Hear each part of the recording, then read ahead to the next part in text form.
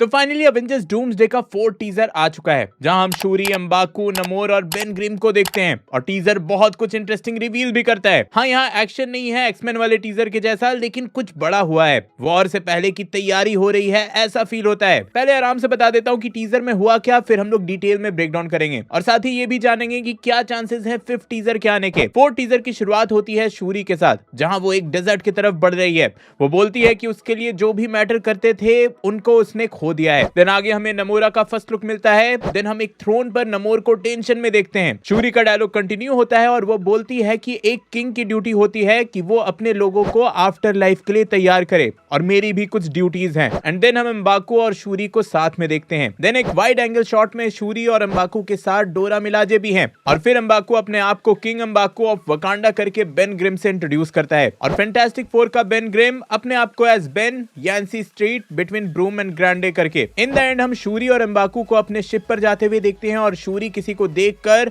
Wakanda forever का sign करती है। ट्रेलर एंड हो जाता है। चलो अब डिटेल में ब्रेक डाउन करते हैं। स्टार्टिंग में जो शूरी का डायलॉग है कि उसके लिए जो भी मैटर करते हैं वो उन्हें खो चुकी है, और ऑब्वियसली यहाँ पर उसकी भाई टिचाला और उसकी माँ रेमोंडा की बात हो रही है। चैडविक बोज़मैन के लॉस के बाद से एमसीयू में भी उनके कैरेक्टर को रिवाइव नहीं किया गया। सॉर्ट ऑफ वकांडा फॉरएवर इसी के अराउंड थी, एंड उसी मूवी में रेमोंडा के कैरेक्टर ने भी अपनी जान गंवा दी थी। बेसिकली शूरी के जो क्लोजेस्ट थे वो अब इस दुनिया में नहीं रहे, यहाँ वो यही कहना चाहती है। लेकिन यहाँ जो नोटिस करने वाली बात है वो है लोकेशन। हमें यहाँ पूरा लोकेशन एक डेजर्ट जैसा दिखता है। अब देखो, ये लोकेशन वकांडा में तो ऑब्वियसली हो ही सकता है, लेकिन इस डेजर्ट में टैलोकान के लोगों को देखना थोड़ा अनएक्सपेक्टेड है। यहाँ सबसे पहले हम लिटरली नमोरा को देखते हैं, टैलोकान के बाकी लोगों को देखते हैं, एंड एक थ्रोन पे बैठे हुए नमोर को भी देखते हैं। अब जिनको नहीं पता उनके लिए बता दूं कि टैलोकान एक अंडर वाटर सिटी है अटलांटिक ओशन में, और सिटी का किंग नमोर है। इन सारे कैरेक्टर से हमें वकांडा फॉरएवर में इंट्रोड्यूस किया गया था। ये लोग जनरली सरफेस पर बिल्कुल भी नहीं आते हैं, और यहाँ तो सरफेस पर ही नमोर का थ्रोन दिख रहा है, जिससे कि हम लोग ये अज्यूम कर सकते हैं कि शायद ये लोग जिस लोकेशन पर रह रहे हैं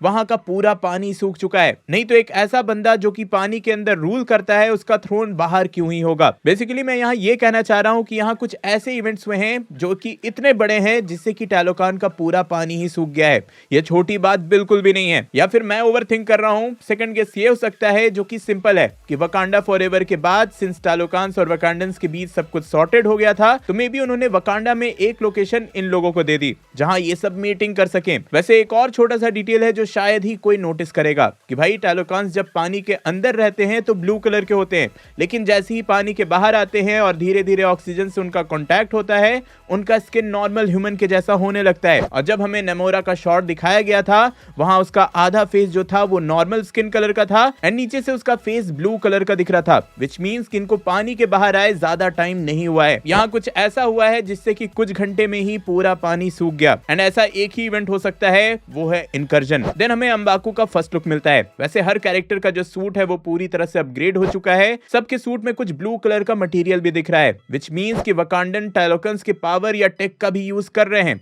अपने टेक में उनके टेक को इंटीग्रेट कर रहे हैं। लेकिन सबके कपड़ों से सबसे ज्यादा अपग्रेड अंबाकू के कपड़ों में दिखता है, और ऐसा एक्सपेक्टेड भी था। जिनको याद नहीं उनको याद दिला दूं कि वकांडा फॉरएवर के एंडिंग में हिंट दिया गया था कि अंबाकू वकांडा का नया किंग है, और इस टीजर में ये कंफर्म कर दिया गया कि यस, अंबाकू is the king of Wakanda. वो खुद को बेन ग्रिम से एज किंग ही इंट्रोड्यूस करता है। वकांडा फॉरएवर में शूरी ने भले ही ब्लैक पैंथर का टाइटल लिया था, लेकिन एंडिंग में वो ये सब छोड़कर टिचाला के बेटे से मिलने चली गई थी, और इसको लेकर उसने अंबाकू से डिस्कस भी किया था। और शूरी को एज न्यू क्वीन डिक्लेयर करने के टाइम वो वहां आई ही नहीं, और अंबाकू ने वहीं पर आकर वकांडा के थ्रोन को चैलेंज किया, एंड सिंस वहां कोई क्वीन एक्सेप्ट करने के लिए थी ही नहीं, तो एज पर रूल वो नया किंग बन गया। ये बात कई लोगों ने वकांडा फॉरएवर में मिस कर दी होगी। इसके बाद आता है मेगा ट्विस्ट। हम बेन ग्रिम को इन लोगों से मिलता हुआ देखते हैं, जो कि अर्थ 616 और अर्थ 828 का क्रॉसओवर है। मेरा गेस है कि थंडरबोल्ट्स में हमने जो शिप देखी थी उस शिप से ही फैंटास्टिक फोर अर्थ 616 पर आए होंगे। मे बी अर्थ पे आने के बाद हर कैरेक्टर डिफरेंट लोकेशन पर डिफरेंट टीम से मिलने गया होगा। जैसे बेन ग्रिम वकांडन्स और टैलोकन से मिलने आया है, वैसे ही बाकी के कैरेक्टर दूसरे टीम से मिल रहे हो, और क्या पता सारे ही कैरेक्टर्स डिफरेंट यूनिवर्स में ही ट्रैवल किए हो। हम लोग बस यहाँ पर बैठे हुए गेस कर सकते हैं। बेन ग्रिम अपने आप को इंट्रोड्यूस करता है कि वो बेन है from Yancy Street between Broome and Grande, और कॉमिक्स में भी बेन इसी लोकेशन पे रहता था। इवन मूवी में भी हमें ये लोकेशन दिखाई गई थी। टू बी एग्जैक्ट वो सीन जिसमें वो बच्चों के लिए कार उठाता है, वहां। इसके बाद हम शूरी और एम्बाकू को एक वकांडन शिप पर जाता हुआ देखते हैं और ये वही शिप है जो कि ब्लैक पैंथर यूज करता था। एंड वकांडा फॉरएवर के लास्ट में एम्बाकू इसी शिप से आया था। तो यहाँ सब कुछ देखकर ऐसा लग रहा है कि कुछ बड़ा इवेंट हुआ है जिसको एक्सप्लेन करने बेन ग्रिम एक दूसरे यूनिवर्स से अर्थ 616 पर आया होगा और उसके रिजल्ट में वकांडन उसकी हेल्प करने वाले हैं। फैन थ्योरीज तो इवन ये भी है कि डॉक्टर डूम इस पूरे मूवी में इनकर्जन रोकने की कोशिश करेगा, मतलब यूनिवर्स के कोलिजन को रोकने की कोशिश करेगा। इनिशियली फैंटास्टिक फोर भी उसकी हेल्प करेंगे, बट लेटर में भी थैनोस जैसा उसका भी आर्क होगा जहां वो आधे यूनिवर्स को बचाने के लिए आधे लोगों को मार देता है। वैसे ही डूम भी शायद अपनी नजर में हीरो हो, कुछ यूनिवर्स को बचाने के लिए, मल्टीपल यूनिवर्स को डिस्ट्रॉय करने के लिए वो रेडी हो। सही बोलूं तो फैन थ्योरीज बहुत बन सकती हैं, but honestly too much fan theories से भी एक्सपीरियंस खराब हो सकता है। इसलिए मैं ब्रेकडाउन भी यहीं पर रोकता हूं और फैन थ्योरीज को भी यहीं पर रोकता हूं। ये था अवेंजर्स डूम्सडे के 4 टीजर का ब्रेकडाउन। रूमर्स तो ये भी है कि भाई इसका 5th टीजर भी आने वाला है, बट अभी के लिए कंफर्मेशन नहीं है। तो नेक्स्ट ट्यूसडे इवनिंग तक सबको पता चल ही जाएगा। इफ आया तो मैं बता ही दूंगा। मिस नहीं करना चाहते तो अभी सब्सक्राइब बटन पर क्लिक करना और सब्सक्राइब कर देना। डूम्सडे के एक्समेन वाले टीजर का ब्रेकडाउन देखने के लिए ऊपर वाली वीडियो देखें एंड थॉर वाले टीजर का ब्रेकडाउन देखने के लिए नीचे वाली। मैं जल्दी और नए वीडियो लेकर आऊंगा। टिल देन बी देसी बी नर्ड।